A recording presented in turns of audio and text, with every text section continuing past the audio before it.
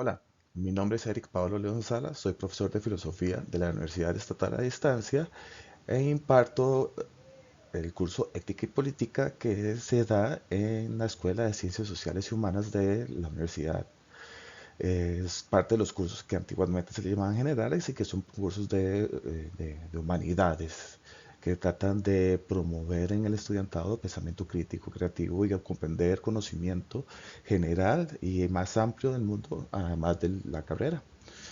Esto es básicamente como empezar a pensar un poco más de lo que sabemos y ver qué cosas hemos heredado de o necesitamos saber de lo que no sabemos. Y ahorita vamos a ver un poco sobre esto en el tema de filosofía y en ética y política, específicamente con el autor Roberto Cañas, que fue el que hizo esta unidad didáctica modular, este libro, que didácticamente es muy bueno y académicamente es muy bueno para representar lo que es las ideas de los filósofos griegos, de la Edad Media, de cristianos y de la Edad Moderna, a como se tiene entendido en el ámbito europeo de la historia de la filosofía en Europa y tratan de reflexionar sobre lo que es la ética y la política. Y aquí se trata de ver desde un aspecto histórico, de cómo han pensado los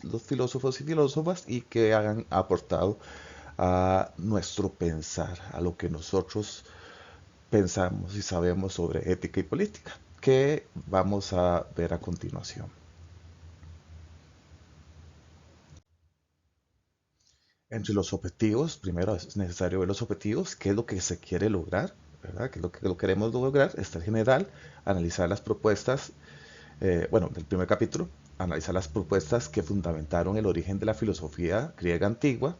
Como les dije, yo soy profesor de filosofía y la ética y filosofía política se relacionan estrechamente con la ética. De hecho, son parte no quiere decir que la política sea parte de la filosofía, pero la filosofía política sí reflexiona ámbitos políticos y la ética sí se ve más como una disciplina filosófica, así que tienen rasgos más filosóficos.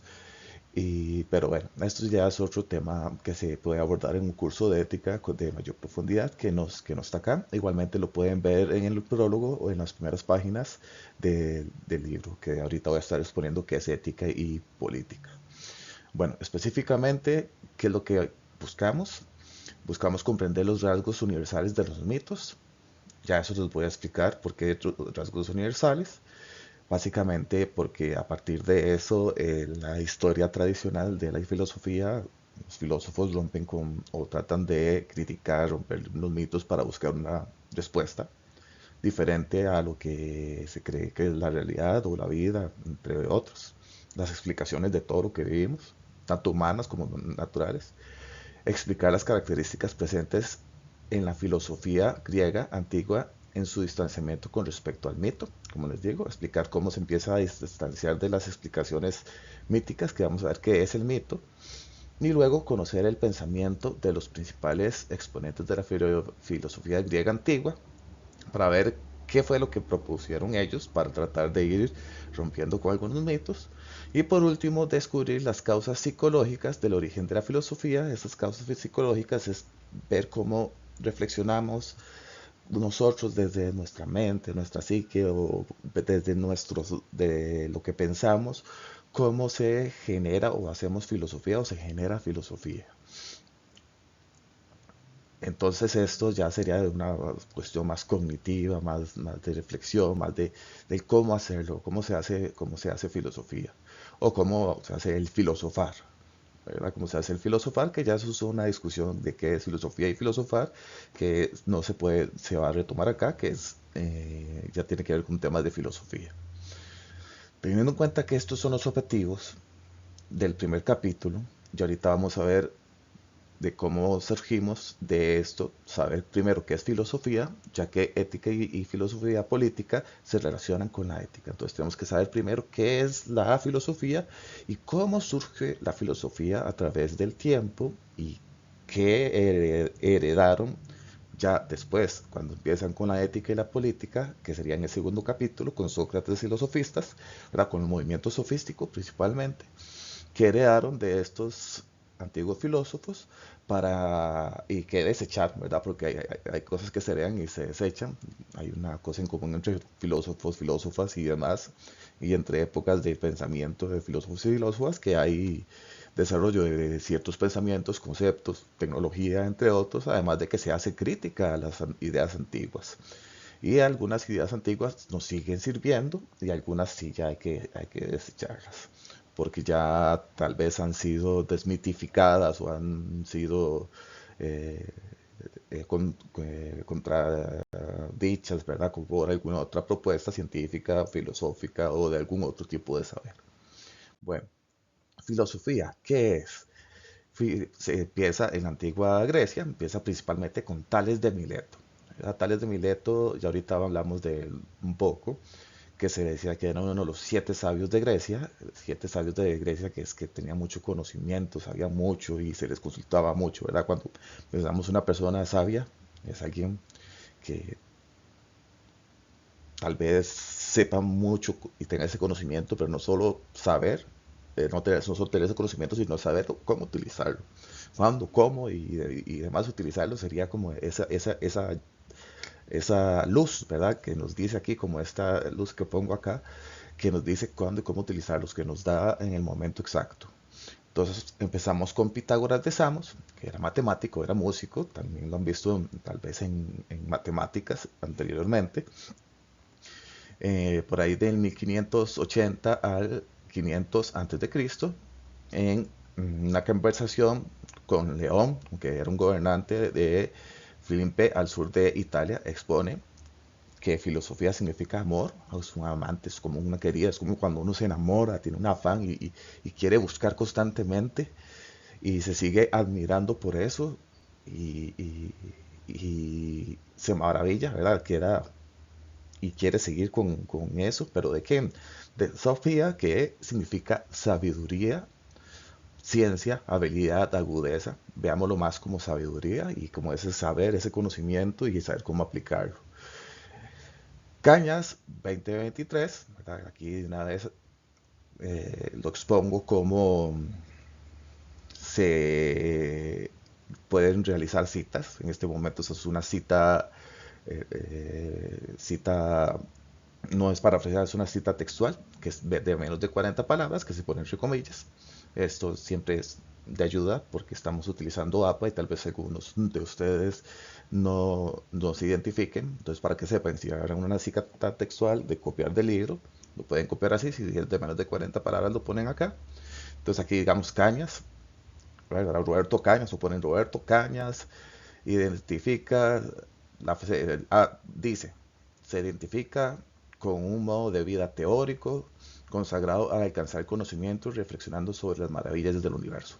Básicamente eso lo ven en la página 6, si ustedes quieren buscar, lo ven en la página 6 y ahí pueden identificar cómo está textualmente expuesto para Cañas, para Roberto Cañas, qué sería la filosofía, el concepto como él lo expone, lo que es filosofía.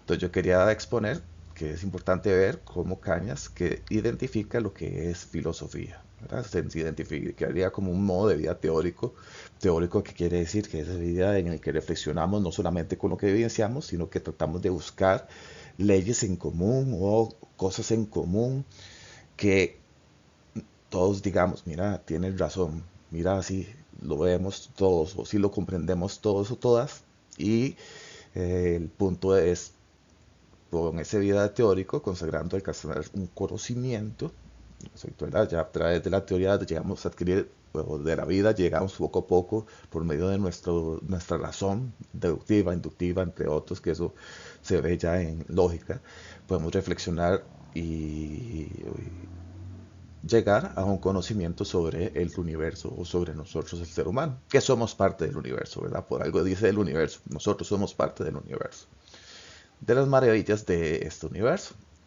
Ahora, sobre ética y política, es importante saber primero qué es ética y política desde este autor para poder interpretar todas las preguntas que nos está haciendo en las tareas y en el proyecto del curso.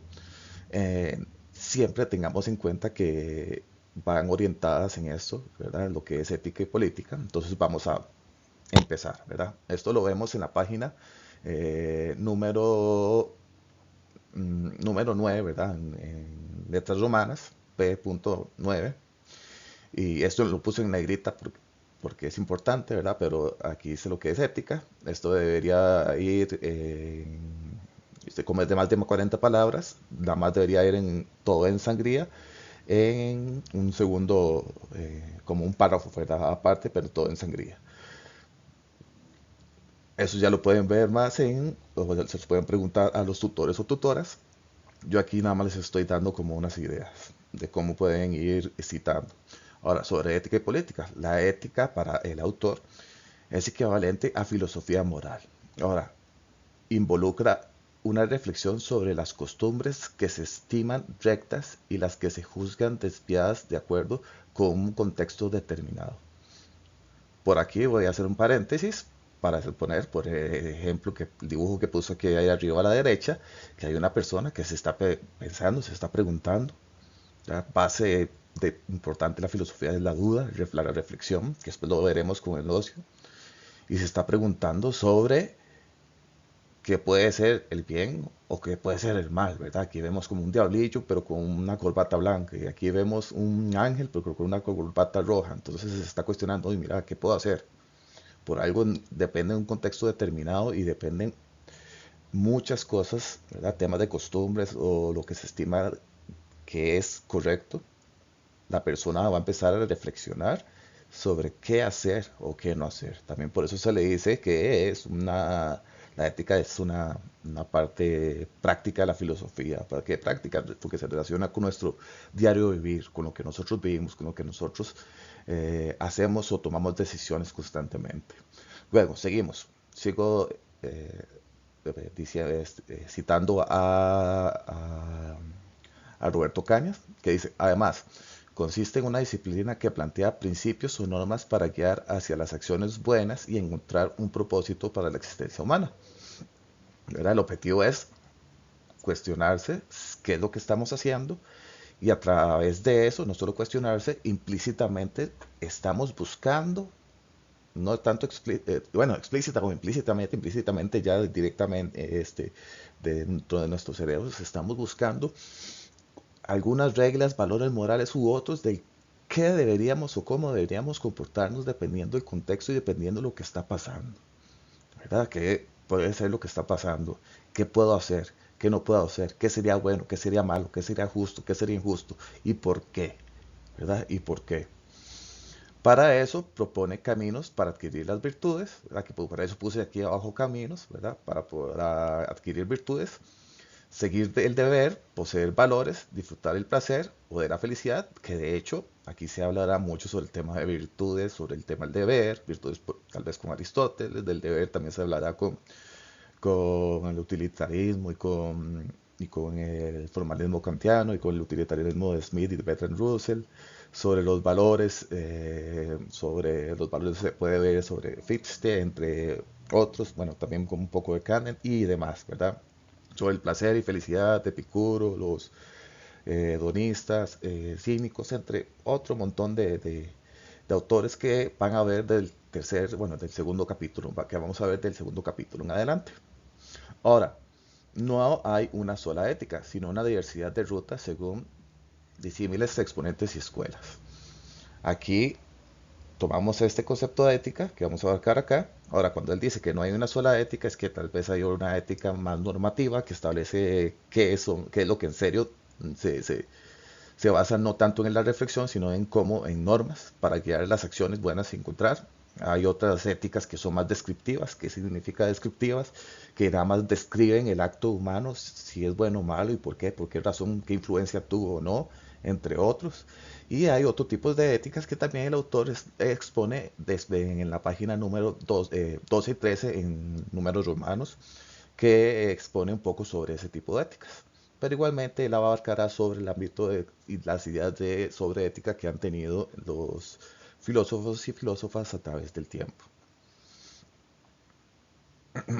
Y además también habrán diferentes caminos, no solamente por las éticas, ¿verdad? Los significados que puedan tener las éticas, sino que también sobre los exponentes que llegan a decir que algo es ética y debe seguir tal cosa y algo puede romper con lo que se pensaba, con las ideas que eran éticas o con lo que era correcto. Bueno, hay un montón de cosas que cuando son disímiles llegan y chocan y pueden hasta contradecirse, pero a la vez se puede decir que es ética.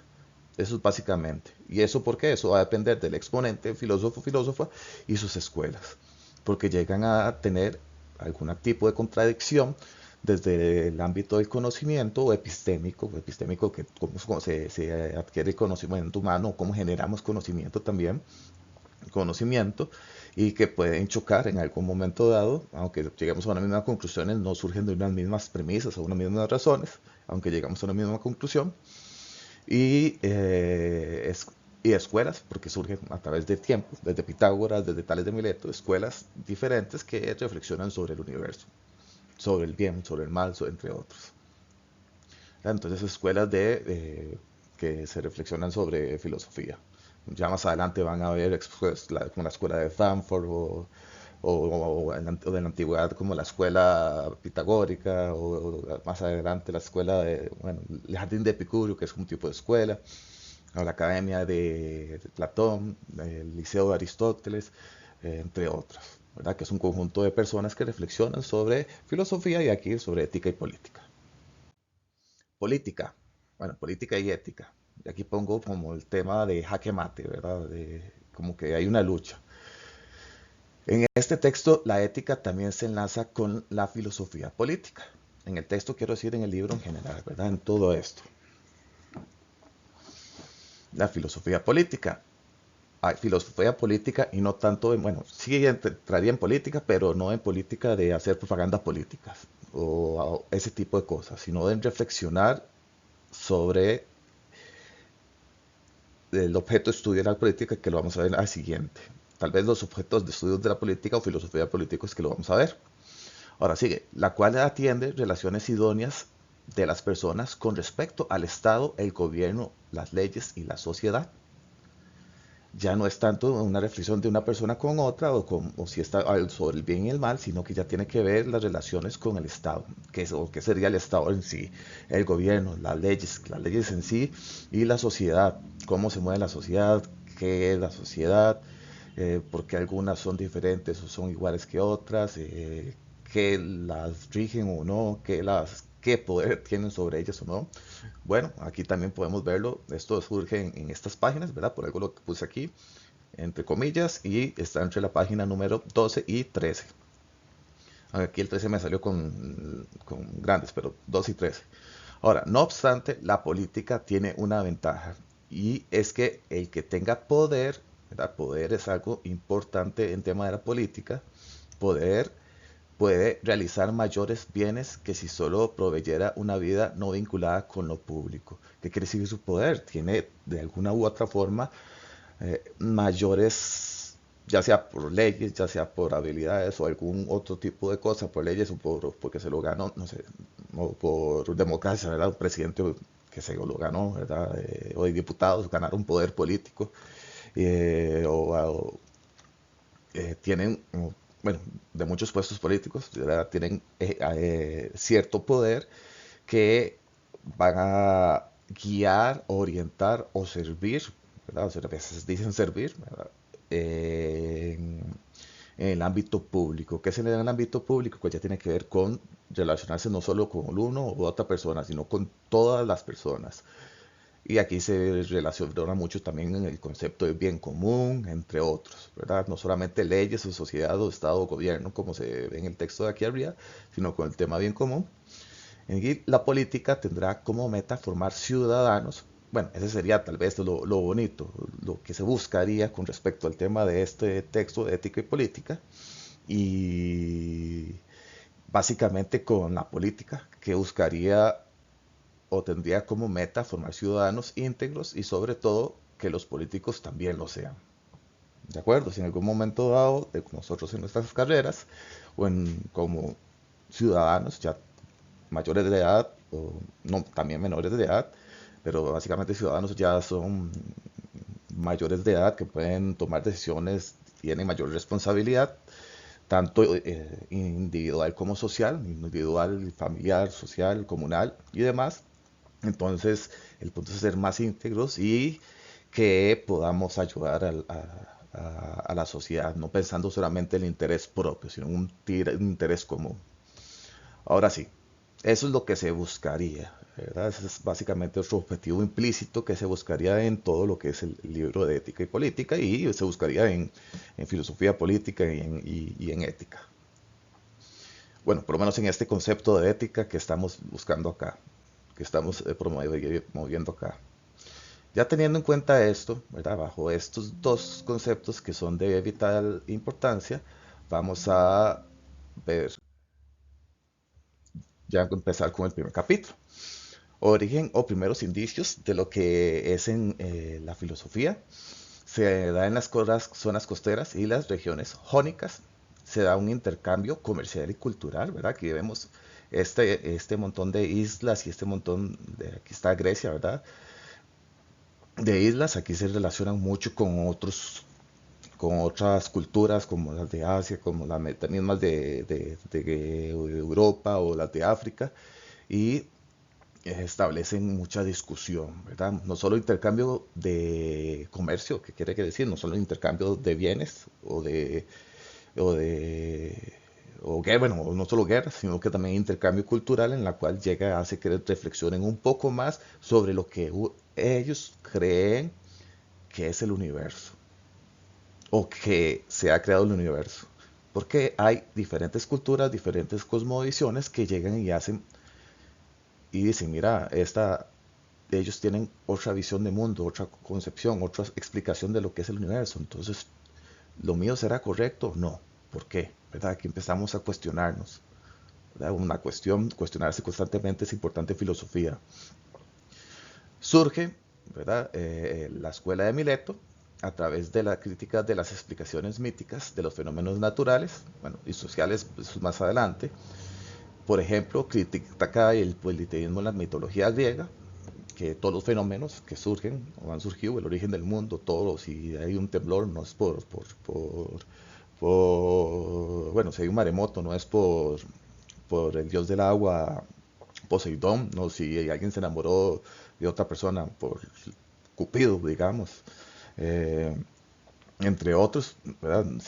Sino que más bien, o si cayó un rayo, hay una tormenta, no es por Zeus, se trata de buscar de una forma más razonada, criticando sus mitos para promover o buscar lo que es la verdad, o lo que se creería, o ver leyes universales o verdad, que sería ya más adelante que buscaríamos lo que es el logos, el cambio del mito a logos. Entonces hacen críticas de eso. ¿Qué es lo que buscan? Es la explicación del origen del mundo. No son caprichos o decisiones de seres divinos. Más adelante vamos a ver cómo ciertos filósofos hacen crítica a ciertos mitos y esos mitos eh, se rompen y se promueve una nueva explicación de lo que es el universo. Aunque ya sabemos que muchas explicaciones de eso, de lo que es el universo, han cambiado. Aunque en el ámbito ético-político muchas explicaciones aún seguimos heredándolas. Ahora, en su lugar, versa sobre cuál es el principio. Cuando decimos arché o arjé, es principio, un primer principio que surge o crea todas las bases. Es como, vamos a poner una analogía, eh, tal vez un poco descontextualizada, pero tal vez sí podrían relacionarse. eh, como un primer principio es como decir, cuando ahora decimos que el primer principio, cómo se creó el universo, el Big Bang, ¿verdad? Que todo, se nos ha dicho que es el Big Bang a través de los libros de ciencia o cuando vemos teorías sobre ciencia y demás, es el Big Bang. Ellos buscaron sobre un primer principio y no creyeron que se formó, por ejemplo, cuando se decía en Hesíodo, que se creó sobre el universo primero con caos y después que era como un tipo de divinidad, de luego Gea, que significa tierra, y se une de alguna u otra forma con Cronos, y este se come a los hijos, Poseidón y demás, y bueno, y ahí explica cómo se crea el mundo, el universo y la vida. Tratan de criticar ese tipo de mitos y buscar lo que es la verdad, ya sea porque buscan la verdad, porque les llama la atención y quieren encontrar la verdad, o ya sea para también desmitificar o hacer que ciertas personas no se abusen de esas personas que utilizan esos mitos para aprovecharse de otras personas, ¿verdad? Podemos ver en la actualidad que tanto políticos como u otros tipos de personas, ¿verdad? Puede ser algunos religiosos o cualquier tipo de persona puede utilizar estereotipos, prejuicios o mitos para que de alguna u otra forma pueden influir en nuestra forma de pensar, por lo cual en la toma de decisiones. Por algo es el tema de ética y política tan importante. Y aquí, bueno, lo primero que se cuestionan es sobre el universo. Dado que en ese tiempo no habían tal vez tantas ciudades que iluminaran el universo, a ellos sí les daba curiosidad porque tal vez un gusano se está moviendo, porque hay tantas las estrellas, vean tan el tema de las estrellas y por qué tanto se forma el mundo, ¿no? ¿Verdad? Les daba curiosidad. No tenían televisión u otros que nos estuvieran diciendo qué es, sino que ellos se cuestionaban, tal vez lo que les decían eran los mitos, pero ellos se cuestionaban, veían, observaban, reflexionaban y hablaban con otros y decían, bueno, vamos a buscar en serio qué es, tal vez esto no es, criticamos nuestro propio mito, reflexionamos y buscamos qué será ese primer principio, si habrá o no. Arché o Arge, la escuela de Mileto, bueno, señala mediante observaciones, bueno, escuela de Mileto, o sea, primero por ahí del siglo VI al 5 antes de Cristo. Ahí podemos ver a Anaxímenes, a Anaximandro y a Tales de Mileto. Tales de Mileto es el que empieza. ¿Verdad? Se señala mediante observaciones racionales, ¿verdad? Pongamos, lo pongo entre paréntesis, porque el tema racional puede ser un poco complejo y el tema de observación también se pone en discusión, pero ahora dejámoslo en esto, en observaciones racionales, un elemento de tipo material del cual emerge y está compuesto el universo. Recordemos que en ese tiempo, ahorita pueden ser 100, 200, 218 elementos de la tabla periódica y el primer elemento es el hidrógeno y antes del elemento podemos hablar de partículas, subpartículas y demás. La física ha avanzado mucho, pero en ese tiempo se hablaba tal vez de muchos cinco elementos, agua, tierra, aire y tal vez este Arge u otros elementos que ya más adelante se pueden ver, pero solamente habían como lo más costumbres y si acaso era agua, fuego y aire y tierra más o menos. Entonces se observaba qué elemento sería el principal que forma o que hace que todos los demás funcionen, ya sea que se combinen o no se combinen u otros, para darle una explicación material y racional, ¿verdad? Material, ¿verdad? Como cuando hablamos de algo material y racional por medio de nuestro uso de la razón a lo que es el mundo. Tales de Mileto llega y dice, mira, el agua es el primer principio, dado que todo organismo cambia debido a esto. De hecho, también se decía porque nosotros los humanos y todos los plantas, la vida y demás, no pueden sobrevivir sin el agua. Y el mismo agua cambia todo, ¿verdad? Donde hay agua o no, si no hay agua hay un desierto, si llega agua, bueno, va a cambiar un poco lo que es el contexto natural. Entonces, aquí el tema del agua lo ve como algo primordial y da razones, da distintas razones, ¿verdad? Entonces todo el organismo cambia debido a esto, todo organismo, ¿verdad? Como nosotros, cambia debido al agua. El agua es primordial. Luego viene lo que es Anaximandro y dice que es el apeiron, que significa lo que no tiene límites o lo infinito, como haciendo un tipo de crítica a tales porque el agua tal vez no está en todo lado, si hay un primer principio esto debe estar por todo lado, ¿verdad? Debe estar por todo lado. Eso que es una sustancia indeterminada y eterna en la que se engendran todas las cosas. Y luego, como bueno, nosotros podemos ver que cada filósofo o filósofa hace una propuesta y también hace bien podría hacer una crítica a filósofos o filósofos anteriores, aunque sean de una misma escuela. Eso lo pueden ver más adelante también en el siguiente. video quedó en Aristóteles y Platón, que Aristóteles fue estudiante de Platón y bueno, Platón de Sócrates, y ahí van a ver muchos filósofos, filósofas que hacen críticas a anteriores y proponen algo nuevo. Bueno, y luego Anaxímenes llega y dice que es el aire, que se generan los otros elementos. La vida no se da sin una respiración, es como el soplo divino, ¿verdad? Y básicamente el aire está como en todos lados, será un tipo tal vez de respuesta de la Peyron, y sería lo que es el aire. Ellos se les llaman los filósofos monistas porque dicen que el universo se crea bajo un primer principio, ¿verdad? Y entonces escogen un elemento. Aquí la Peyron, él no dice un elemento de los cuatro elementos o tres tradicionales, sino que tiene que ser algo que no tenga límites. Y él tal vez, él sí pensaba que el aire, la tierra, el fuego y demás tienen límites. Y el agua, bueno, tienen límites. Seguimos. El mito y su paso al logos.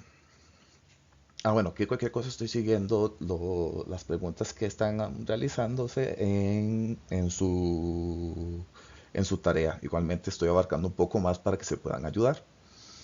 El mito y su paso a logos. ¿Qué es un mito? El mito es un episodio oral o escrito forjado por personajes excepcionales o inspirados de gran prestigio social y poseedores de un conocimiento privilegiado como chamanes, profetas, videntes y poetas.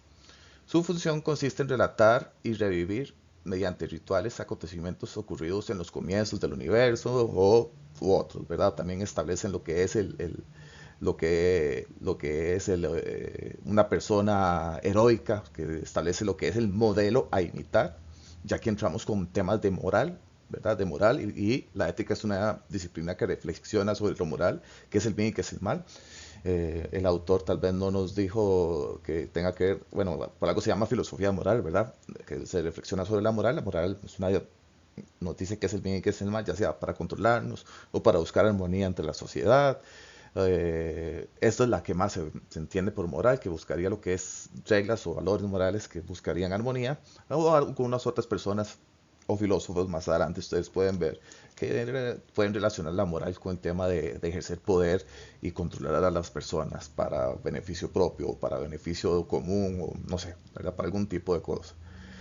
Entonces, modelos a imitar o a temer, ¿verdad? ¿A temer para qué? Para controlar, ¿verdad?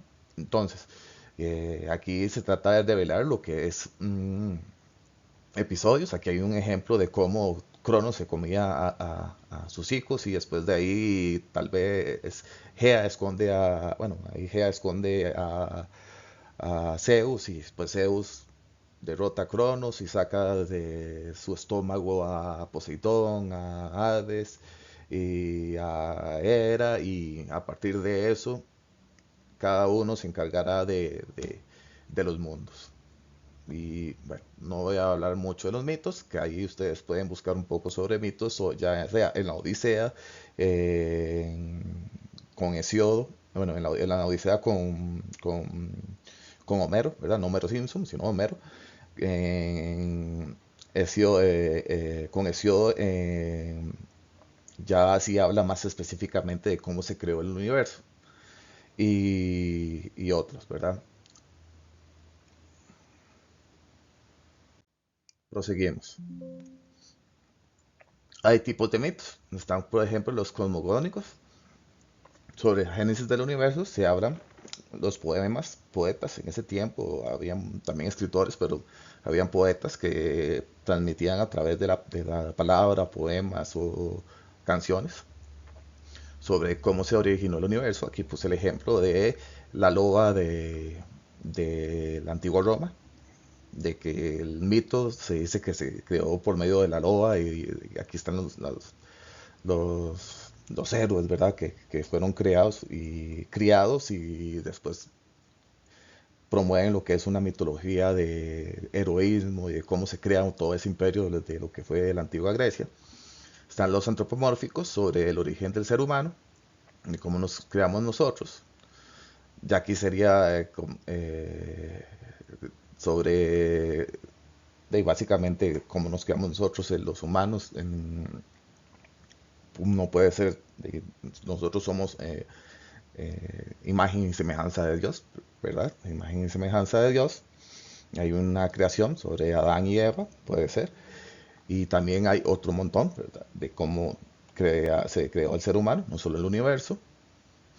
Están los etiológicos, raíces de las cosas, ya sea de tribus o de comunidades.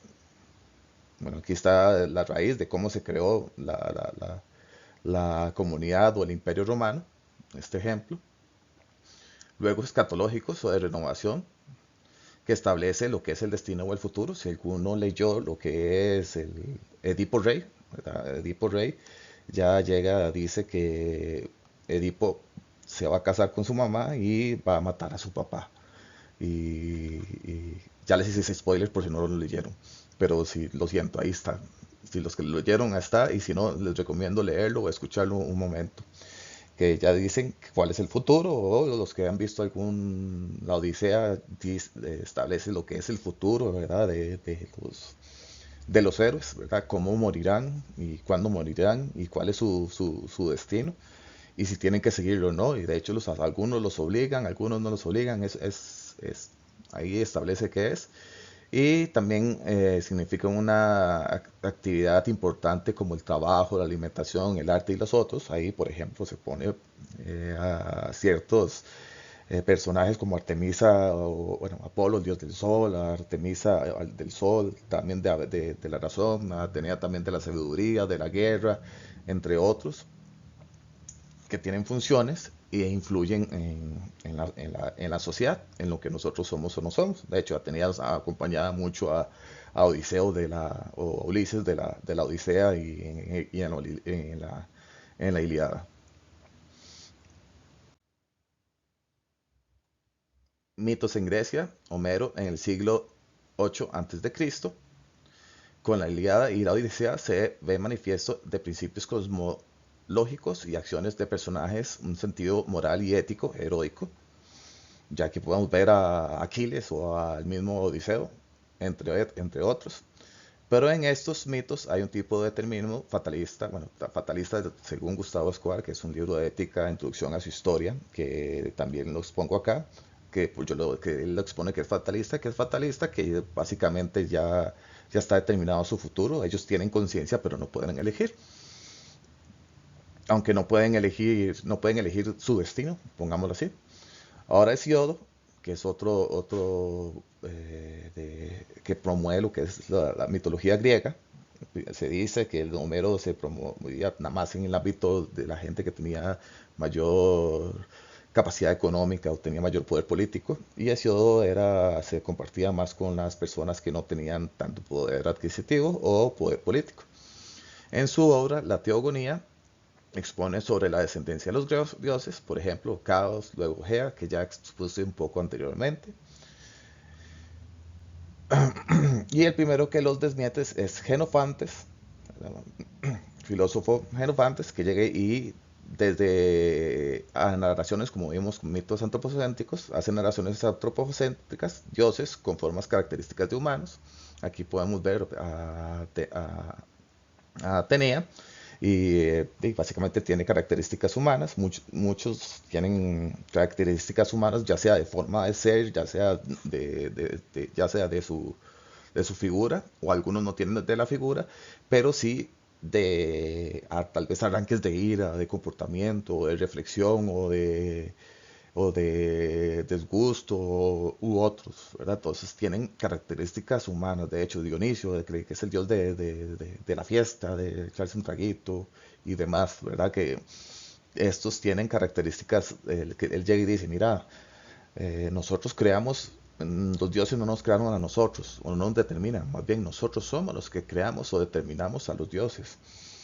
Así ellos tienen características de nosotros. Él empieza a cuestionarse sobre lo que es este tipo de narraciones. Él llega con un tipo de ironía o de burla y empieza a decir, mira, si un toro tuviera Dios, entonces los dioses de los toros tendrían cachos, ¿verdad? Tendrían cachos. O si un elefante tuviera un Dios, tendría trompa, ¿verdad? Tendría trompa. entre otros. Aunque también hay que entender que en un futuro, bueno, hay tipos de mitos y estos tipos de mitos, algunos antropomórficos, otros no, ¿verdad? Hay otros que también se adoran, por ejemplo, el dios Sol o a los dioses de un tipo de árbol, un tipo de espíritu u otros que tengan que ver con animales y demás, que tienen que ver algún tipo de admiración, algún tipo de lo que el humano ve. Pero aquí él lo hace ver de que nosotros somos como ególatras, ¿verdad? Y generamos a los dioses, bueno, a nosotros no, aquí los griegos generan a los dioses a su imagen y semejanza.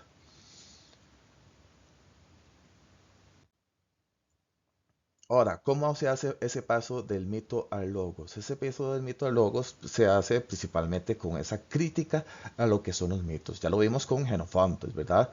Y otros filósofos ya mencionados critican los mitos y promueven el uso de la razón o lógica o pensamiento conceptual.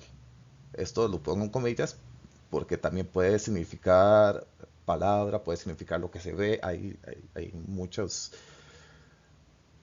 significados. Por el momento veámoslo como razón, lógica y pensamiento conceptual. Pensamiento conceptual es de cómo vamos entendiendo el mundo, atribuyendo varias cosas a conceptos, a teorías, y esas teorías las generamos en conceptos, y ya con eso es como estos anteojos, ¿verdad? Yo con estos anteojos yo casi no veo, pero si llego y me los pongo, ¿verdad? Casi no veo, entonces tal vez me dejaría llevar por mitos, tal vez me dejaría llevar por mitos, y si me los pongo, ya puedo ver mejor y ya puedo entender lo que se está escribiendo acá. Ya puedo entender que aquí hay un gatito y un gatote, digo, y un león.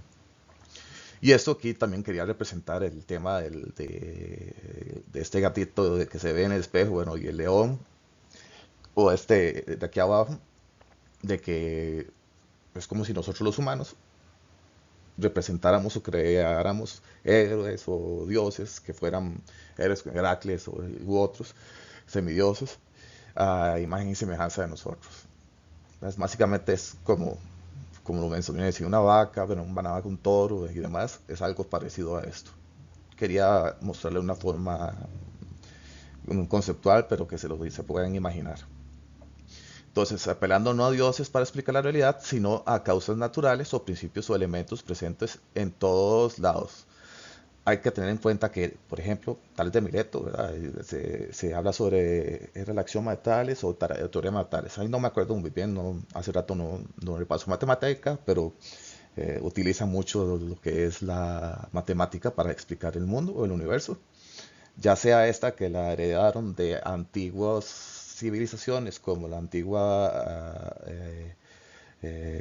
como la egipcia, como las de Medio Oriente, bueno, entre otras. Bueno, sí, han sido heredadas, ¿verdad? Han sido heredadas tanto sea la matemática como pensamientos.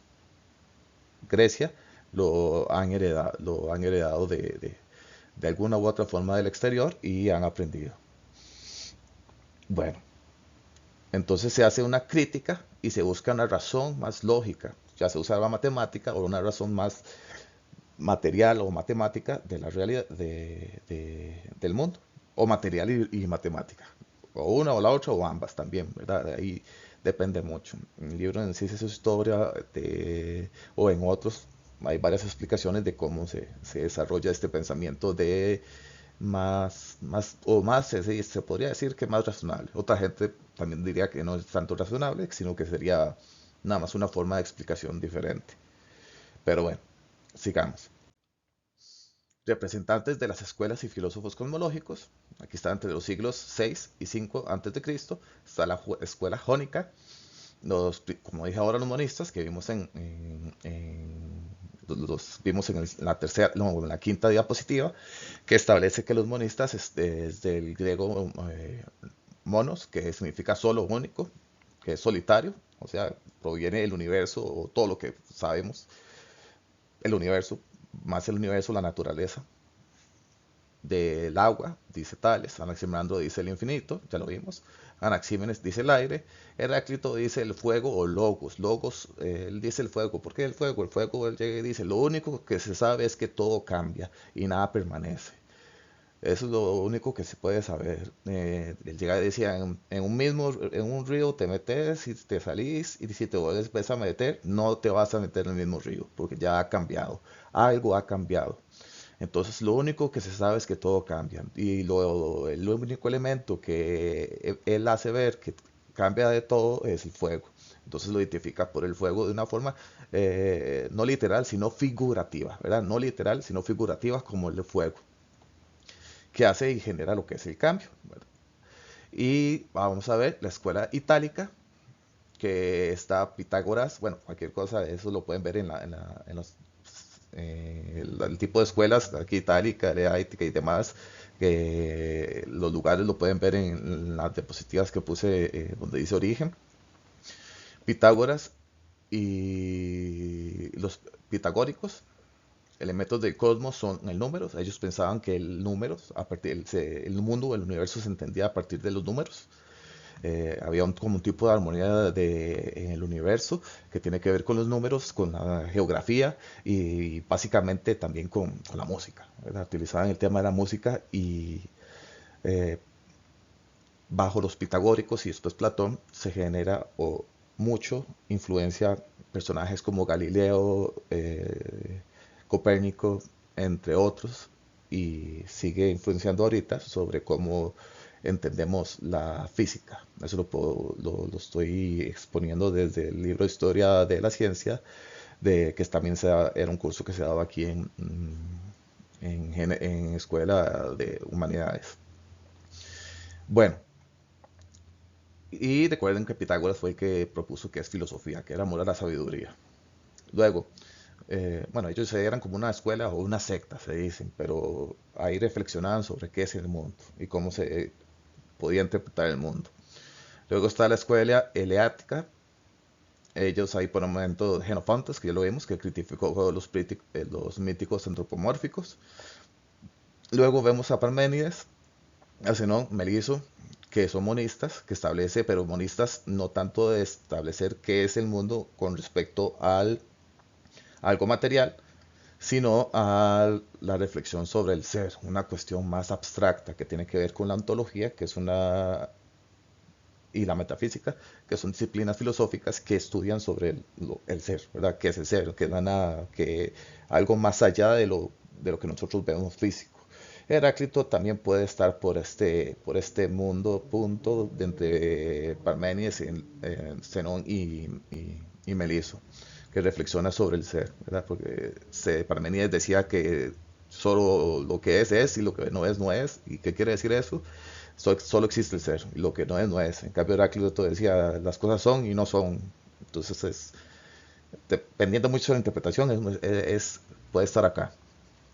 Bueno, luego, la escuela de los pluristas, están los principios pluristas, que quiere decir, a diferencia de principios monistas, ¿verdad? Son más. Estamos Anaxágoras, que dice que estamos hechos por semillas, dirigidas por la mente divina. Aquí aún se sigue utilizando la mente divina. Y somos como semillas, ¿verdad? Tal vez como también vemos acá en el Sibuhu, el dios de la cosmogonía de los indígenas cabécares y, bueno, bastantes indígenas aquí de Costa Rica, que veníamos de los seres humanos, venimos de las semillas de elote, ¿verdad? Las semillas de elote, los de maíz, y ahí nos creamos lo que somos nosotros, ¿verdad? Entonces, por ahí es algo parecido. A nosotros es decir que venimos de semillas, y estas son dirigidas por la mente divina.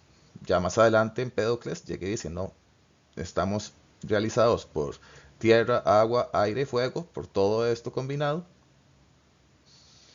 pero lo que une o desune los elementos. Por ejemplo, aquí vemos en Empédocles cómo tal vez puede ayudarnos a reflexionar un poco sobre química, ¿verdad? eh, lo que une, o no directamente, ¿verdad? Pero lo que une o quita elementos, ¿verdad? Si estamos hablando de química, que unir elementos, uno elementos, o romper elementos, ya llegamos, bueno, romper, ¿no? Eh, hacer radiación por medio de que un elemento se convierte en otro, ¿verdad? De uno o de combinar o que se, o no, ¿verdad?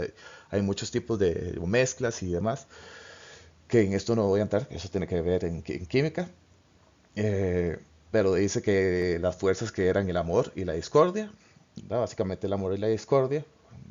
Ahorita si empezamos a decir de cómo se unen o no los elementos, ya aquí sí podemos hablar sobre fuerzas de la física, de fuerzas como la suave, fuerza electromagnética, la fuerza suave, la gravitacional, la fuerza fuerte, entre otras la fuerza fuerte que une partículas en el átomo, las fuerzas, entre otro tipo de fuerzas, ¿verdad? Y la gravitacional que nos hace quedarnos en la Tierra, bueno, hay un montón, ¿verdad? Y que tal vez esto de alguna u otra forma tenga alguna relación con esto. Ya, aunque, bueno, no tan directo.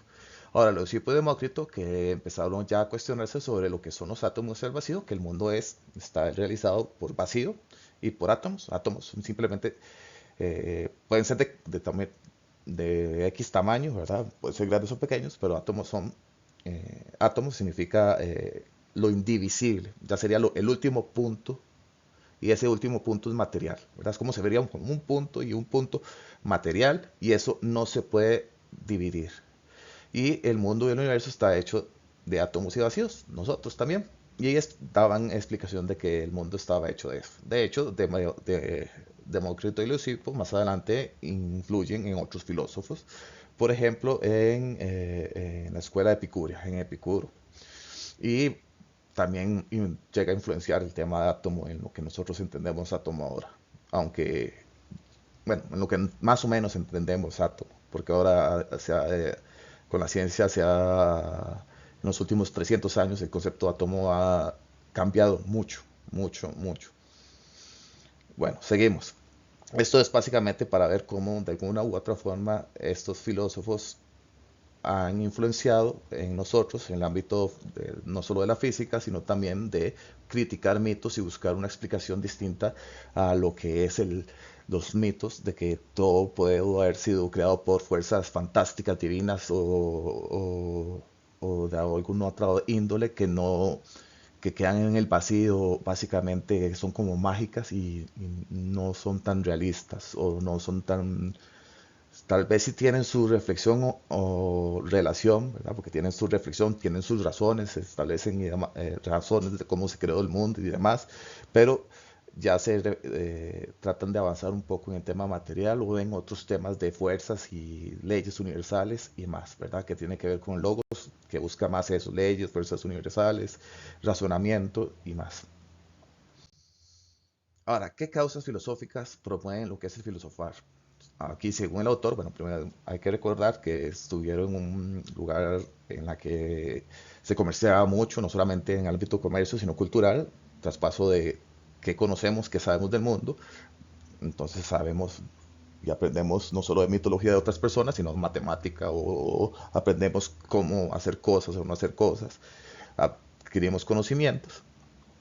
Pero las causas de filósofos ya no tanto de contexto cultural y social y económico, sino causas psicológicas, tiene que ver con una admiración frente a los fenómenos de la naturaleza y busca cuestionar, como ya les dije, es importante esto, cuestionar y buscar respuestas.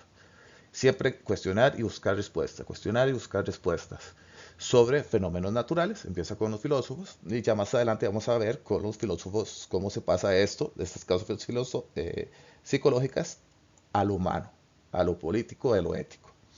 Ahora está el ocio, o la otra causa, que se dice que es el ocio activo, que es un espacio creativo para filosofar. No es un espacio en el que nosotros estamos así viendo televisión. Bueno, tal vez estamos viendo un documental o estamos leyendo u otro, ya ahí sí sería más activo porque estamos buscando adquirir conocimiento. ¿De acuerdo? Buscamos, dudamos y demás. Si estamos viendo una novela, bueno, tal vez no tanto. Pero si estamos buscando adquirir un conocimiento sobre la realidad, sobre el universo, sobre las relaciones sociales, sobre nosotros mismos, ya es un ocio activo. Espacio para filosofar más allá de la utilidad económica. ¿Qué quiere decir? No es que voy a filosofar porque voy a ganarme algo de dinero, sino porque quiero aprender la verdad, quiero saber sobre la vida. Y entonces se dan espacios para dialogar, discutir, leer, exponer, aprender, etcétera. ¿Verdad? Son unos espacios en los que llegamos a aprender o discutir con los demás. Por algo es importante de que ustedes, aquí hago un paréntesis, si tienen alguna duda o no entienden algo, le pregunten a sus tutores, ¿verdad? Yo no soy el tutor oficial de cada uno de ustedes, tengo ciertos grupos en ciertas sedes y estos tutores les estarán respondiendo en la mayor brevedad posible. Si no comprenden un concepto, si no comprendieron algo que expuso el autor, si no comprendieron algo que yo expuse, o se confundieron un poco más que lo que yo expuse, o no, o, o simplemente quieren saber más, ¿verdad? Porque hay algunos que les da esa admiración o asombro sobre lo que se está dando y quieren saber un poco más, pueden acudir a sus tutores. Esos tutores que ustedes lo van a ver en Aprendeu, ¿verdad? En Aprendeu, en su grupo, y esos tutores van a contestarle en la mayor brevedad posible. Pídanles ayuda, que para eso estamos nosotros, para ayudarles, ¿verdad? Para eso estamos nosotros, para ayudarles y para tratar de impartir conocimiento. Por algo estudiamos filosofía, para tratar de impartir, y no solo impartir, sino también hacer dudar y reflexionar sobre todo lo que vemos acá. Entonces que lo veamos no solamente como algo de utilidad, como dice acá, sino o de utilidad económica, porque esto es necesario que ustedes lo lleven para sacar la carrera, sino que lo vean como algo de espacio para poder aprender un poquito más de cosas que a ustedes les llamó la atención y sean de su curiosidad. Obviamente hay que cumplir con las tareas y demás, porque eso se nos pide en la universidad, es algo obligatorio, es una cuestión académica y educativa, pero también aprovechemos estos espacios de ocio como un ocio activo para dialogar, discutir, aprender, discutir, entre otros. Y también pueden discutir con compañeros o compañeras y demás, obviamente con un diálogo respetuoso, respetando las normas de etiqueta. Bueno, esto era un anuncio porque ya acabamos de terminar el primer capítulo y vamos a ver el segundo capítulo. El segundo capítulo es Filosofía Humanista, con sofistas y Sócrates. Objetivos: caracterizar cuáles fueron las conductas culturales y políticas que favorecieron el movimiento sofístico. Aquí podría haber una disputa, muchas personas llegan y dicen que los Sócrates no se relacionan con los sofistas. Algunas de las veces Platón pensaba eso, no pensaba, Platón fue estudiante de Sócrates. Algunos pueden decir que era diferente a los sofistas, otros pueden decir que no, que eran igual. Platón en dado momento los hacía diferentes. Un libro también lo hizo ver como igual, cuando Platón se hizo un poco más pitagórico. Pero bueno, eso no voy a profundizar. Ya si quieren saber sobre eso lo vemos después. Igualmente el autor, Roberto Cañas, lo expone como un movimiento sofista e incluye a Sócrates entre ellos. Ahora es revolcar un poco lo que es la filosofía y ahorita vamos a ver por qué revolcar. Objetivos: caracterizar cuáles fueron las condiciones culturales y políticas que favorecieron el movimiento sofístico.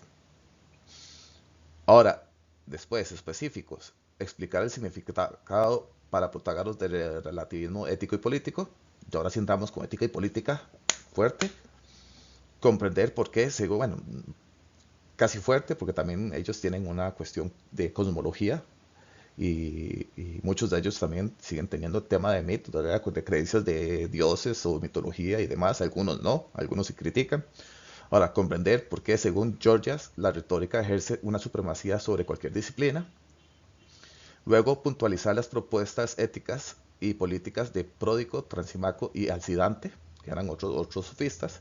Y por último, esclarecer en qué consiste la sabiduría y el método que fundamenta la filosofía moral de Sócrates, que es la mayéutica. Eh, es lo que vamos a ver. Ahora sí, como una pequeña introducción, aquí vemos una imagen, ¿verdad?, en la que están los griegos. En esto se le decía que ellos vivían en una polis. La polis es como una ciudad-estado en la cual ellos se establecían acuerdos o tipos de acuerdos con convenciones colectivas o podemos decir leyes que deberían de seguir todos y todas. En ese tiempo había democracia en Atenas. No era una democracia como la que tenemos ahora, dirían, que se empieza a dar después de John Locke, bueno, a aterrizar con John Locke, que lo van a ver con algún otro autor, con John Locke o los ilustrados, Voltaire, Rousseau, hasta Immanuel Kant, que llegan hasta dividir el poder de la democracia en poder ejecutivo, legislativo, después ejecutivo, legislativo, judicial. No es como lo que tenemos aquí en Costa Rica ahora, sino que en ese tiempo se tomaban las decisiones eh, como que de una vez legislativo y judicial, ¿verdad? Entonces vamos a ver cómo adelante en una foto, cómo hay una tragedia con Sócrates en la cual es elegido para ser ejecutado. Pero bueno, una introducción. Este capítulo trata sobre la revolución en el filosofal griego antiguo al cambiar su soporte. Ya no se caracteriza por ofrecer modelos explicativos de la realidad, sino que se esfuerza por indagar en los problemas humanos, ya en problemas que tenemos nosotros, políticos, sociales, éticos, artísticos, entre otros. Quienes dan ese giro son los sofistas. Ellos empiezan a decir, mira, qué raro, todo el mundo, todos, hay tantos, como vimos anteriormente, tantos filósofos que dan explicaciones y tienen sus razones. Entonces, volquemos un poquitito la filosofía a lo que es a nosotros. Quitémonos los mitos, o tal vez impongamos también, pero quitemos nuestros mitos y tratemos de utilizarlo en el diario vivir, en nuestro reflexionar para solucionar problemas humanos. Aquí se abordarán los grandes maestros que aportan ideas significativas en el campo antropológico, estudio lógico del ser humano. Bueno, filosofía antropológica es como el estudio del ser humano, reflexionar sobre qué somos nosotros, qué nos distingue entre nosotros mismos, los humanos, que hace que seamos diversos o no. ¿Qué será lo que nos hace humanos? ¿Será el razonamiento? ¿Será la cultura? ¿Será que sabemos cocinar los animales? No, no sé, ¿verdad? O dependemos de un extraterrestre, no sé. Hay cuestiones que se cuestionan la antropología filosófica, pero también entramos en lo ético y político. Y ya vimos que es ética y política anteriormente, ¿verdad? Reflexionamos aquí sobre lo que es el bien y el mal, la moral, y aquí sobre lo que es las relaciones con nosotros, con las leyes, con el Estado y con la sociedad en sí, buscando bien común. También se reflexiona sobre arte, poesía, educación, cultura, entre otros relacionados a nosotros, los humanos. Bueno, a nosotros no, a ellos los griegos. Porque los griegos en ese tiempo creían que ellos sí eran civilizados y que estaban en una polis, que era una civilización, que podían llegar a acuerdos y los demás les decían como los bárbaros, ¿verdad? Los bárbaros, ya se dice que les decían los bárbaros porque se les escuchaba siempre bárbaro, bárbaro, bárbaro, tenían otra lengua y lo que escuchaban ellos era eso y tal vez les pusieron bárbaros. Pero bueno, entonces los otros serían como subhumanos. Entonces eran muy egocéntricos, digámoslo así. Ahorita diríamos eurocentrismo, pero digamos egocéntricos en el ámbito de los griegos. Y más en específico, ahí se da en Atenas, no tanto ya en las tierras de Mileta, los jónicos o itálicos, sino solamente en Atenas, más en Atenas. Y en ese tiempo surgieron guerras médicas que era contra, digamos, espartanos Grecia y atenienses contra Asia, ¿verdad?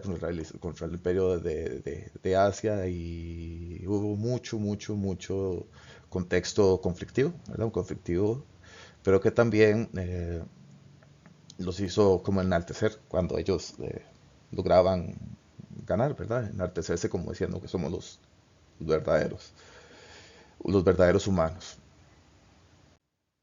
Ahora, los sofistas. Con los sofistas se registra, perdón,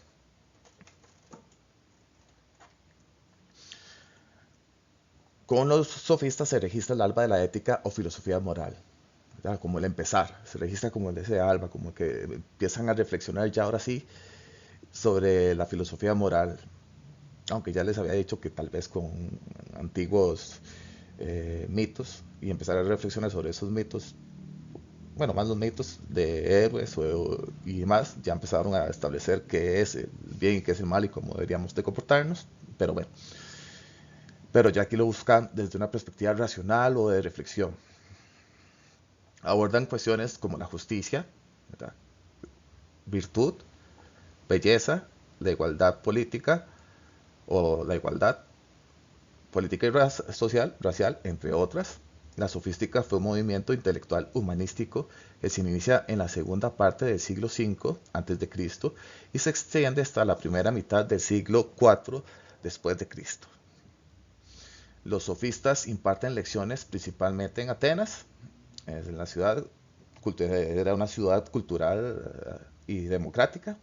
¿Qué quiere decir democrática? Que se podía, bueno, democrática acá, en ese tiempo, como les dije, no era poder ejecutivo, legislativo y judicial, se le utilizaba el ostracismo, que por medio de los ciudadanos, que los ciudadanos eran personas que tenían que tener ciertas características, ¿verdad? Estaban, porque ellos vivían en una sociedad eh, con- básicamente económica que basada en la esclavitud, ¿verdad? En la esclavitud, esclavitud hacía que los ciudadanos, básicamente hombres, ¿verdad? Hombres, tampoco mujeres, ¿verdad? Solamente hombres, y ciertos hombres, ¿verdad? Ciertos hombres fueran ciudadanos, esos hombres que eran ciudadanos, dado que tenían esclavos y tal vez tiempo y demás, establecieron ese ocio activo que vimos anteriormente como causa filosófica bueno, causa de filosofar, ese ocio activo, y ese ocio activo hacían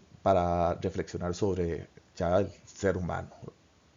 Eh, y entonces esta ciudad, estado, ¿verdad? Esta ciudad estado eh, establecía, perdón, o sea, así que con la democracia, los ostracismos, con una ostra, establecían si se acordaba algo o no, desde ejecutar a alguien, como se ejecutó más adelante a Sócrates, porque se le difamanó porque corrompía a la juventud y además era como un hereje, ¿verdad? Como un hereje, o que iba a atentar contra los dioses. Y también establecían acuerdos, leyes, entre otros.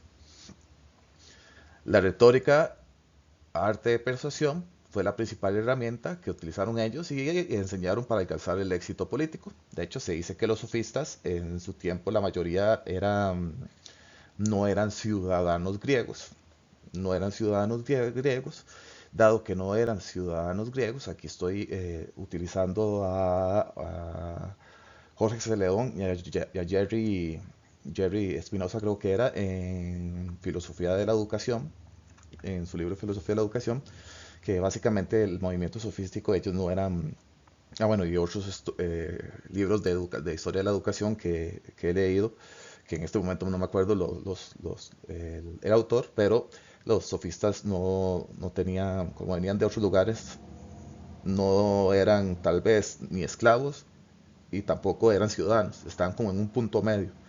Tal vez lo que podían era comerciar, entonces empezaron a comerciar con la retórica. ¿Qué es la retórica? Hacer persuadir por medio de la palabra a las demás personas. Y entonces utilizaron lo que es la retórica para persuadir y tener de alguna forma injerencia política de manera indirecta. ¿Por qué indirecta? Porque ellos no podían votar, pero sí podían ayudar o hacer que otra persona que sí era ciudadana, que sí era griego, que sí era ateniense y que sí tenía unas características, pudiera votar por X o Y regla o ley o cualquier decisión que tal vez pudiera funcionar a ellos o u otros.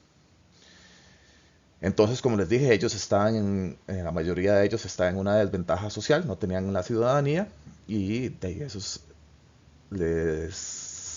tal vez les hizo generar ese impulso de promover lo que es la retórica, de promover lo que es la influencia, la enseñanza, ¿verdad? El cobrar por enseñar también, porque ellos cobraban por enseñar, entre otros. Y con eso alcanzar el éxito político. y además ser reconocidos ellos, ¿verdad? Ser reconocidos ellos y ganar dinero. O tener leyes que les ayuden a beneficiarse a ellos. Vamos a ver a Protágoras primero, ¿verdad? Protágoras plantea un relativismo basado en la frase, una frase ya muy conocida.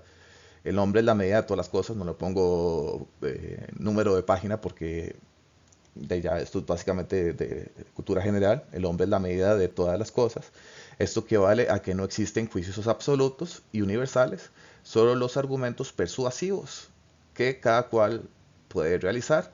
Aquí podemos ver la imagen, ¿verdad? Mira, esta persona está viendo el 6, esta persona desde el otro lado está viendo el 9, y si se cambian, lo ven al revés. Entonces, la verdad en esto, desde es difícil de encontrar si es un 6 o un 9, dependerá de la perspectiva. Si uno se pone más bien en otro lado, entonces no va a haber un 6, va a haber como algo con una pancita, ¿verdad?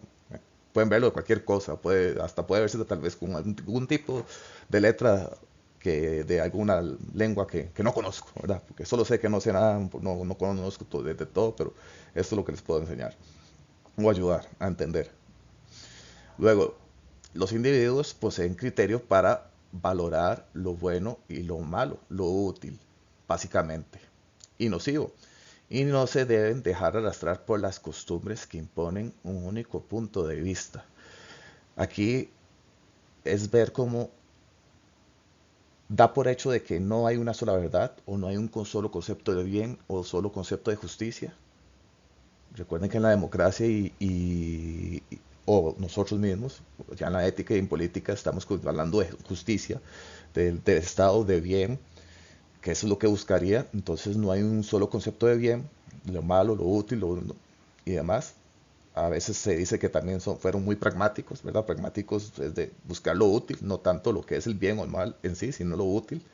Aunque, ¿qué quiere decir lo útil? Que si tengo que hacer algo malo para tal vez realizar algo bueno, lo hago, o lo que sea útil para, o el bienestar para la mayoría, que tal vez no significa igual la felicidad, o no significa igual a, lo útil no significa igual a muchas cosas, que eso lo vamos a ver después con John Stuart Mill y Bertrand Russell, lo van a ver más adelante, y después cómo lo critica Immanuel Kant.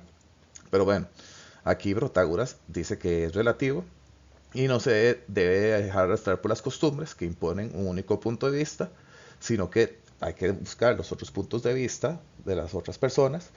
De hecho, se dice que Protágoras viajó por muchos lugares, por muchos lugares, tanto de Grecia como de otros lugares fuera de Grecia, y por eso vio que el concepto de bien, mal, lo verdadero o no lo verdadero es relativo.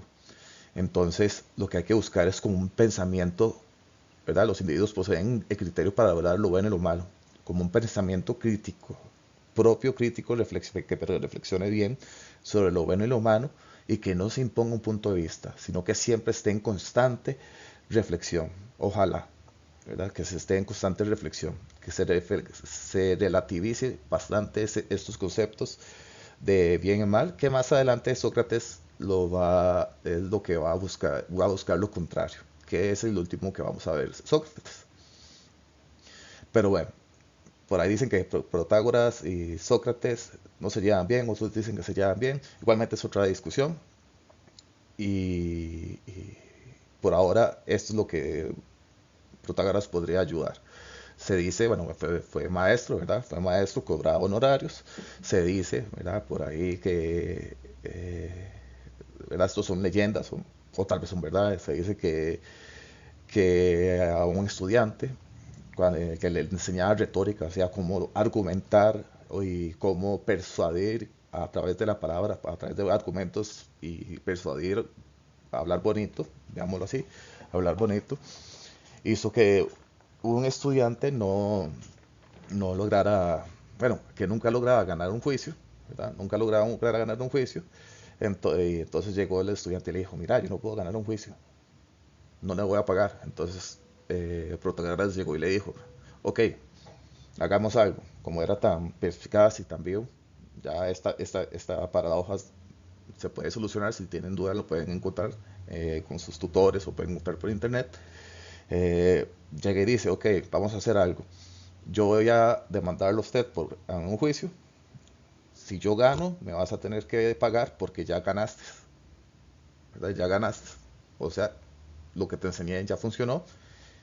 Y si yo pierdo, también, porque ya ganaste, ¿verdad? Si yo gano, entonces, no, perdón, si yo gano, me das la plata porque te estoy demandando, ¿verdad? Me das la plata, te estoy demandando, entonces estoy demandando esto. Y si pierdo, me vas a tener que dar la plata porque ya ganaste a alguien y me ganaste a mí, ¿verdad? Entonces, eso es lo que era tan persuasivo que expuso eso y eso obviamente se puede criticar, pero lo puso entre la espada y la pared. Bueno, eso es lo que se dice en la leyenda. Y obviamente enseñaba y cobraba por eso. Luego vemos a Georgias. Georgias es un poco más complejo en este tema de la relatividad. Él decía que en serio no establecía estos tres puntos que vemos aquí. Nada existe. Primero afirmaba que nada existe y establece un montón de argumentos que no vamos a entrar porque si no duraríamos muchas horas, ¿verdad? Muchas horas, pero expone un montón de argumentos que dice que por qué nada existe, que establece entre el ser y el no ser, que tal vez utilizaba Parménides o argumentos de Parménides y de Heráclito y otros, y establece que nada existe. Luego dice, si algo existiera, no podría ser conocido por el ser humano, dado que tal vez nosotros tenemos nuestras limitaciones. Nosotros si conocemos por medio de nuestra razón o nuestros sentidos, digamos que, como les digo ahora, ¿verdad? Yo aquí con esto tal vez tengo limitaciones, ahora veo mejor, tal vez un águila ve mejor que nosotros, o tal vez ve diferente, una serpiente ve diferente que nosotros. Entonces, si utilizamos nuestros sentidos, lo que escuchamos o nuestra razón, no necesariamente vamos a llegar a un conocimiento, pero si se llega al conocimiento de lo que existe, no se podría comunicar, porque el comunicar viene de las palabras y las palabras no son una imagen, ¿verdad? Una imagen real. Por algo puse estas nubes, ¿verdad? Estas nubes no son una imagen real de lo que es una nube. Las palabras serían como estas nubes, que no son una imagen real, parecen, pero no son. De hecho, las palabras son muy arbitrarias.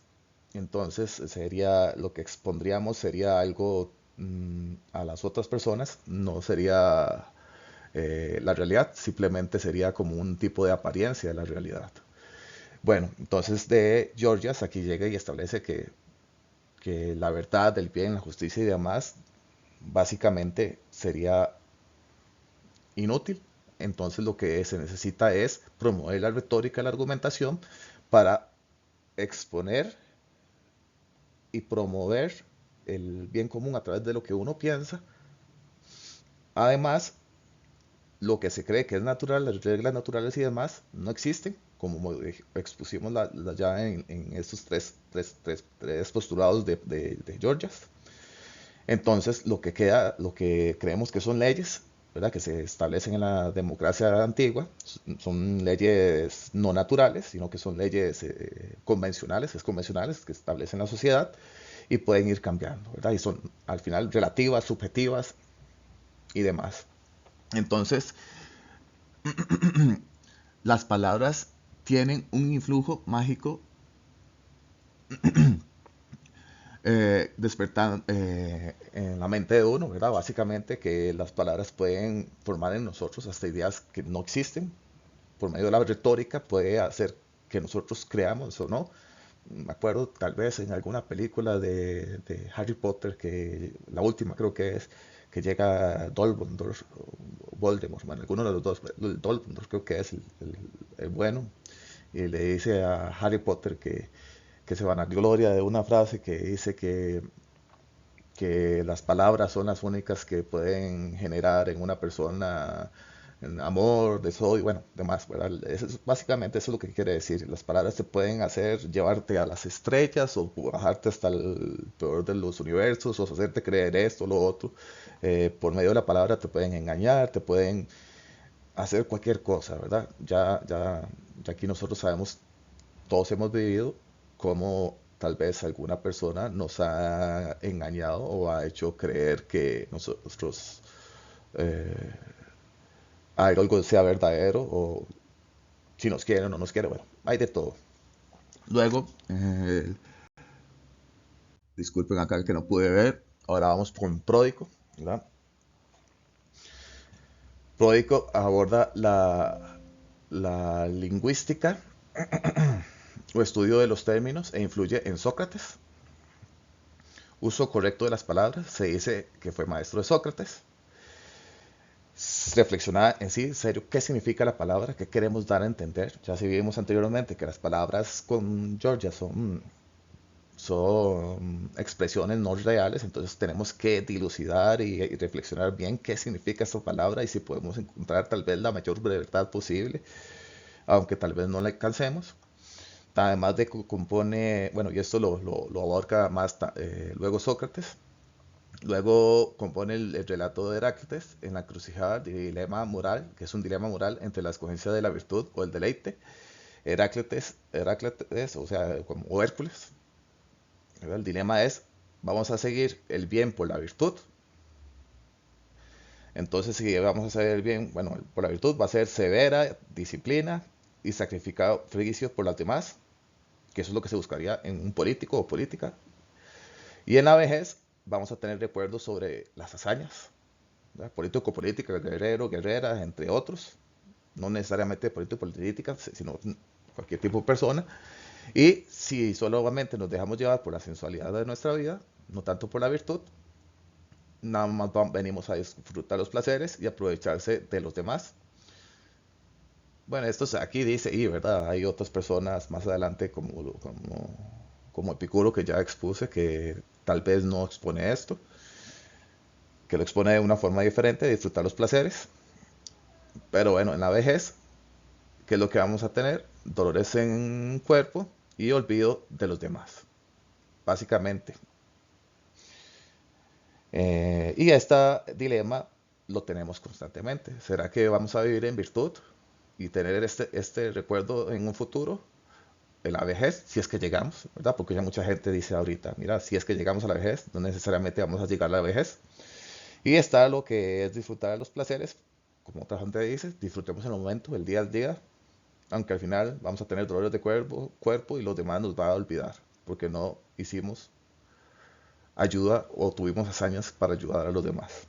Y quedaremos como en el olvido, como esa encrucijada tal vez en la película que, no tanto en la Ilíada, sino en la película que se vio de la Ilíada, sí, de la Ilíada que fue que sale Brad Pitt, que sale la mamá de Brad Pitt y le dice, mira, usted puede ahorita estar con tus hijos y si te van a querer y demás, o puedes ir a la guerra y ser un héroe y ser recordado. Entonces es como ese dilema también por ahí de que pudo haber tenido quisieron hacer ver tener a Aquiles. Aquiles que lo veía con Brad Pitt. Luego, elabora el primer ateísmo filosófico de la historia, más después de Jenofonte, ¿verdad? Que ya habíamos visto que hizo una crítica. Interpreta como el sentimiento, interpreta bueno, no la religión, sino es el teísmo, esa forma de creer en divinidades, como un sentimiento de gratitud, eso se le vamos a llamar animismo, de las cosas beneficiosas de la naturaleza. Aquí, por ejemplo, como en el dios Ra, ¿verdad? Que es el sol, o de Apolo, que es el sol, eh, de Anubis o de otros, que de alguna u otra forma, dependiendo del contexto o lugar, tienen su cosmogonía y nos da bien, ¿verdad? Nos da el bien, o nos da cosas, ¿verdad?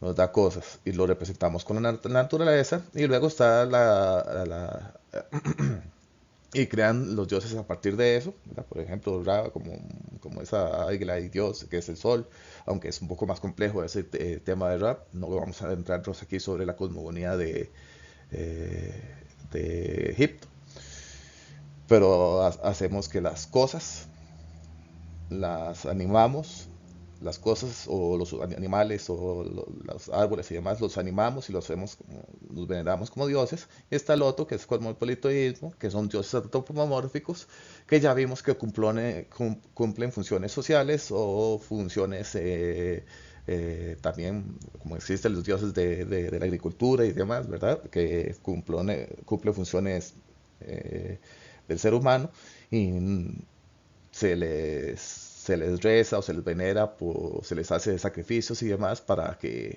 tener suerte en el cultivo, suerte en, bueno, o que les vaya bien en lo demás. Y bueno, hace crítica al politeísmo de la antigua Grecia, que cada uno tiene estas funciones, bueno, estos atributos o características, como dije anteriormente, puede ser ira o no, se siento bien o no, me parezco o no, se parecen o no a nosotros, y además de esas características, tienen funciones que nosotros, los humanos, realizamos, ¿verdad? Nosotros realizamos. Entonces hace este tipo de crítica y bueno, seguimos con el siguiente, que se llama Transímaco. Aquí pongo otra vez esto, ¿verdad? Como si fuera política. Aquí enseña política desde una perspectiva realista, como una descripción descarnada y cruda de su fondo, que el tema de la política en realidad es complejo, ¿verdad? Es complejo, la política es como una lucha, es como una guerra constante. En algún momento esto es responsabilidad mía y no de la universidad y demás. Hago responsabilidad mía. Para mí la democracia es como un tipo de guerra entre varios bandos que quieren tener el poder, pero para no tener una guerra y matarse, establecemos votos o demandas y demás. eh, y entonces vivimos en constante guerra, ¿verdad? Entonces, ¿qué es lo que pasa? Sostiene que la justicia es el interés del más fuerte. Cada estado establece sus leyes, la justicia, en beneficio de los gobernantes, los más fuertes, quienes abusan de su autoridad y someten a los individuos haciéndolos creer que su obediencia es la justicia. De hecho, por medio de aquí, de Transímaco, vemos que se utilizó mucho este tema de la justicia del más fuerte. Más adelante, tal vez un poco con Nietzsche, pero también sí se utilizó ya realmente en la Edad Media, que Dios puso a tal persona como rey, a tal persona como aristócrata, y lo lleva por sangre o lo lleva por una cuestión divina, y crean sus propias leyes a su propio beneficio. Aún en la actualidad se sigue creyendo, hay ciertas posiciones cristianas que creen que las personas se ganan eh, obtienen lo que cosechan, ¿verdad? Y tal vez no necesariamente es así. Tal vez por más de que usted busque o haga bien, al final no va a obtener algo bueno en este mundo, ¿verdad? Hay algunas posiciones cristianas que piensan así. No les puedo decir cuáles en específico, que ahorita no las tengo aquí, pero sí se piensa en eso, ¿verdad? Entonces, si alguno es pobre porque quiere, y si alguien es rico porque quiere o porque Dios lo quiso. Alcidante realiza objeciones contra la esclavitud, por la cual se basa en las convenciones, por naturaleza. O sea, las convenciones, al igual que vimos que anteriormente, las leyes no son hechas por la naturaleza. Se ha creído que la naturaleza, los esclavos, si lo vemos acá, bueno, Platón llegaba y decía, la esclavitud se debe dar para los que no son griegos, los creía como bárbaros, ¿verdad? Los bárbaros o gente no civilizada, y se debe dar para ellos. Y Aristóteles decía, los esclavos son herramientas vivientes sin inteligencia. De hecho, Aristóteles decía que somos animales políticos, eso es lo que nos distingue a los otros animales. Y eso es de que somos seres, no somos seres que andamos haciendo política, sino que somos seres civilizados y podemos llegar a acuerdos. Y Aristóteles veía en los demás que no se lograba eso. Alejandro Magno y otros filósofos llegaron a contradecir esto. De hecho, Aristóteles en su política promueve lo que es la esclavitud.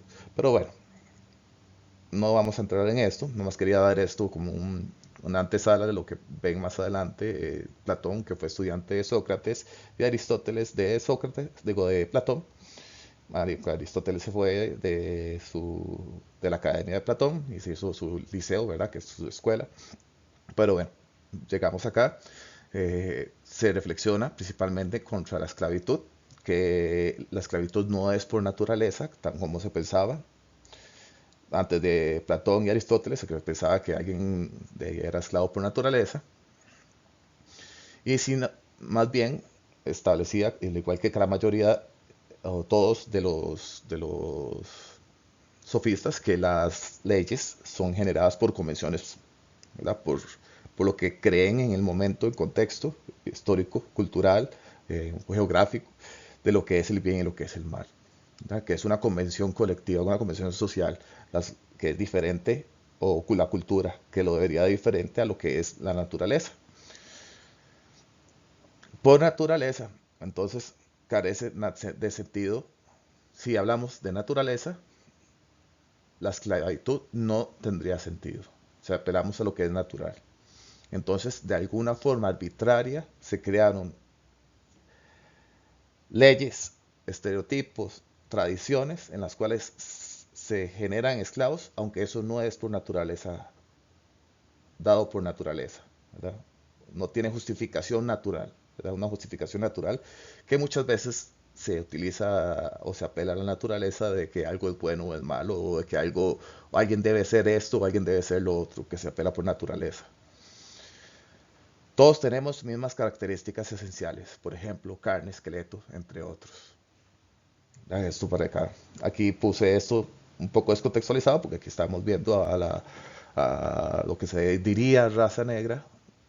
Somos humanos todos, a lo que se diría raza negra, que se llevaban desde África para traerlos a América para utilizarnos como esclavos, ¿verdad? En cuestiones infrahumanas, y que aún sigue habiendo problemas de raza. Entonces aquí vemos que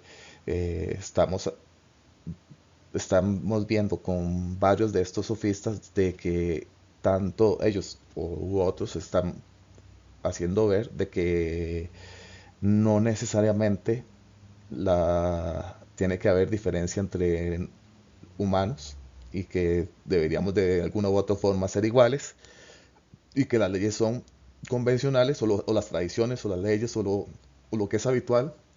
Había que respetar la tradición o lo que se dice los dioses, y lo que dicen los dioses había que criticarlo porque ya también era un mito.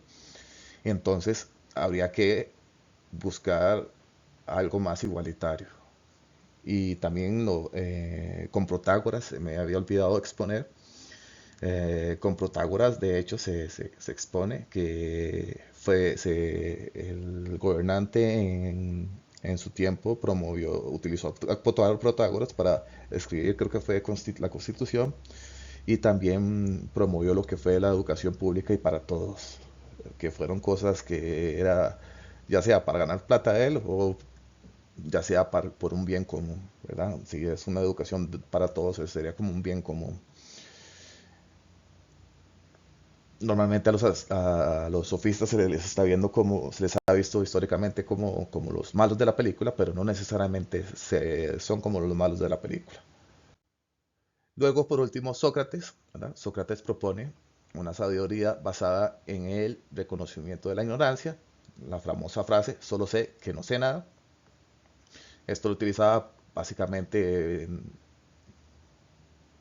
para como una forma de ironía, o para luego discutir con los sofistas y decir que él tenía razón y los sofistas no, con respecto al tema de los conceptos universales absolutos, por ejemplo, concepto de virtud, justicia, sentencia y valentía.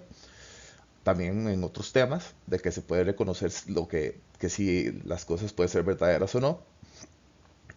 Y bueno, a pesar de solo sé que no sé nada, utiliza el método de la mayéutica,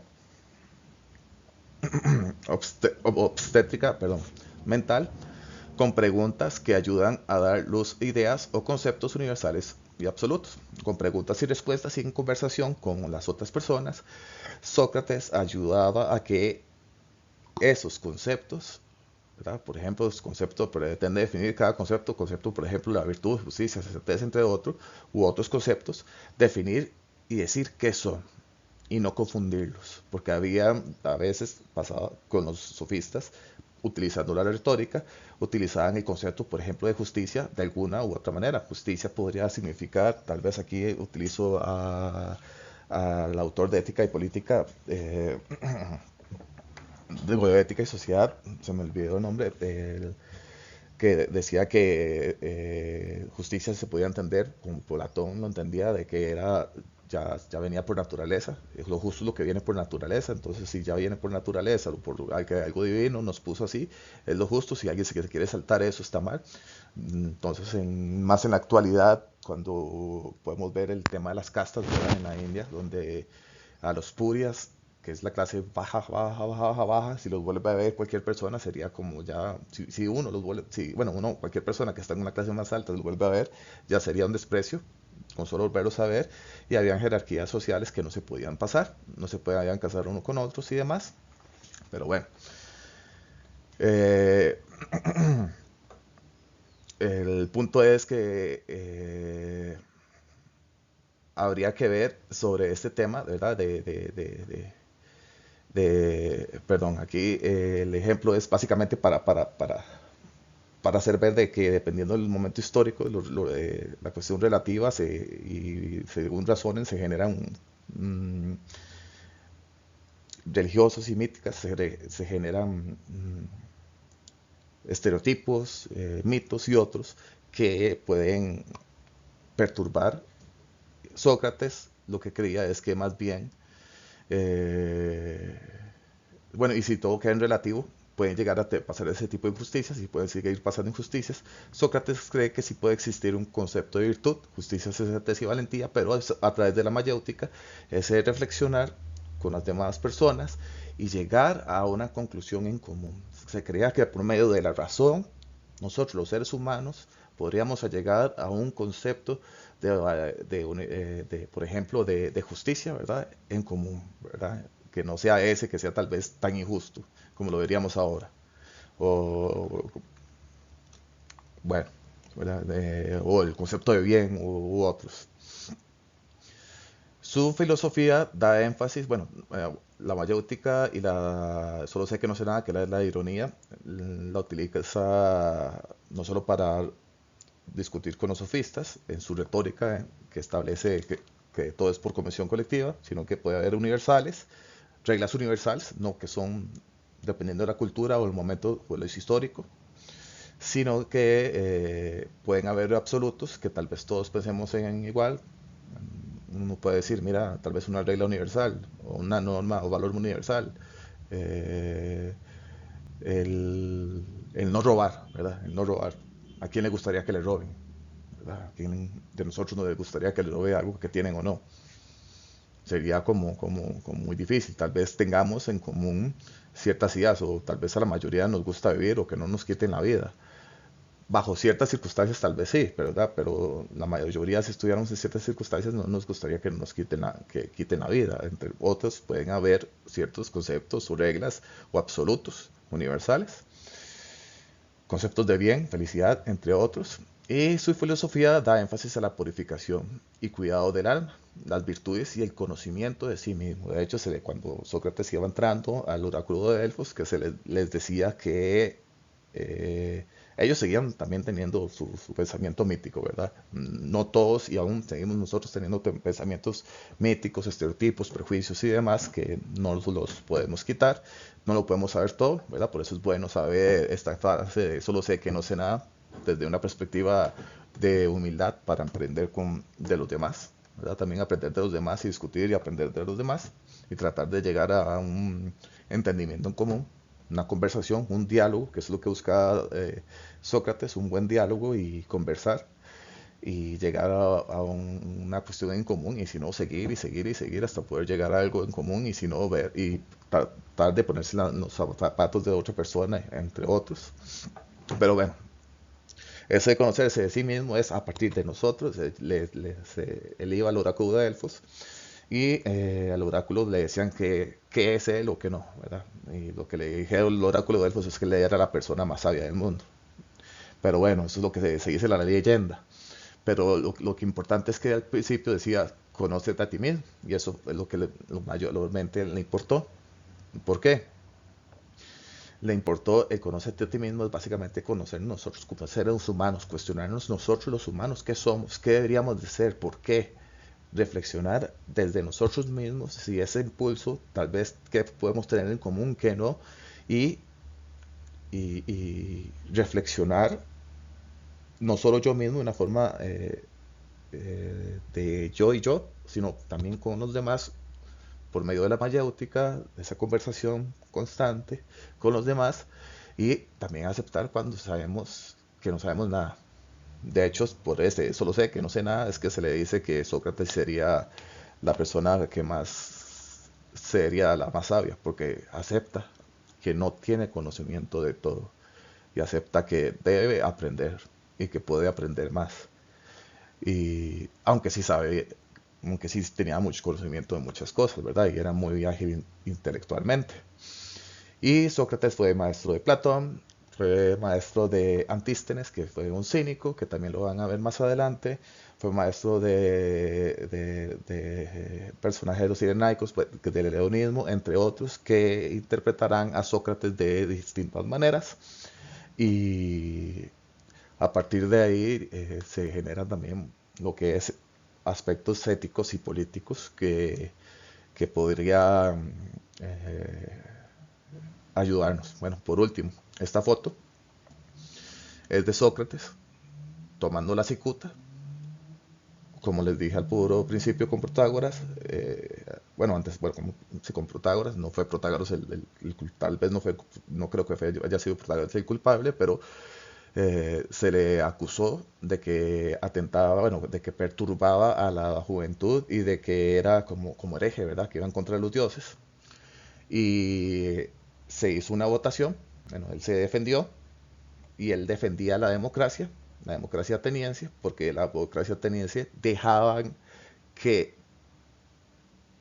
existiera, había ese contexto en el que existieran y que todos pudieran conversar, menos los esclavos, pero todos los que son ciudadanos pudieran contestar, menos las mujeres, menos los niños, pero todos los ciudadanos pudieran contestar, menos los sofistas, bueno, los sofistas más o menos, eh, y tomar decisiones, ¿verdad? Defendía ese tema de la democracia porque promovía lo que es la discusión, la reflexión, la educación y, y a través de eso se podría llegar a esos universales.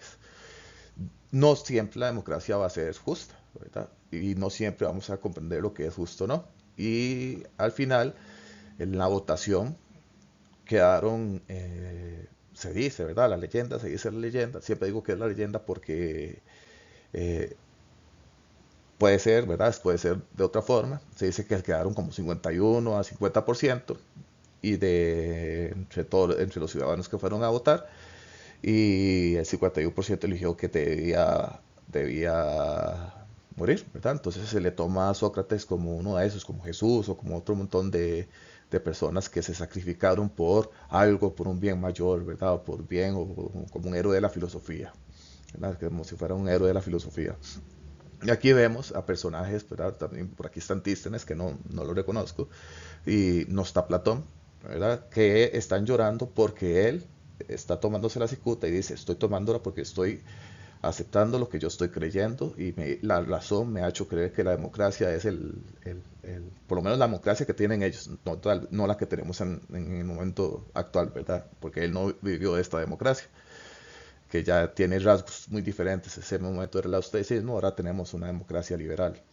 Pero bueno, entonces llegó y dijo, bueno, este es por lo que yo creo y mi reflexión me ha hecho creer que esto es y si se decidió esto, entonces no me voy a contradecir, voy a actuar según lo que yo reflexiono.